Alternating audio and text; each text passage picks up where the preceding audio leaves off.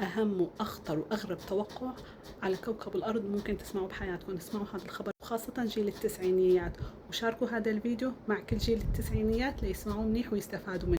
يا جماعة، الرئيس الأمريكي ترامب أعلن أنه أحد الفضائيين حكى معه وقال بدهم ينزلوا يحكموا الأرض وياخدوا جيل التسعينيات على غير كوكب. يا جماعة، حضرنا حرب سوريا، حضرنا حرب لبنان، حضرنا الكورونا، حضرنا هلأ الحرب اللي عم بتصير، ورح نحضر حرب الفيروسات الجديدة. بس إنه رواد فضاء يجوا ياخدونا على غير كوكب؟ طولوا بالكم شوي يا جماعة، بدنا نعيش يومين بس. هلأ ليلى عبد اللطيف وآلان مصطفى كانوا متوقعين هذا الشيء، بس على أساس هذا الحكي بيصير بال2050. بس ترامب أعلن إنه هذا الشيء رح يصير قريبا، وهلأ رح فرجيكم بالصورة إنه رواد الفضاء رح ياخدوا جيل التسعينيات ويرمون كوكب تاني. طبعا مثل ما شايفين هون بالصورة تصريح الرئيس ترامب. وهلا انتم يا جيل التسعينيات، اذا كنتوا عم تشوفوا هذا الفيديو شو رايكم؟ اكتبوا لي تحت بالكومنتات، ولا تنسوا تشاركوا هذا الفيديو، لانه عن جد اغرب توقع ممكن نشوفه بحياتنا، خاصة بالسياسة.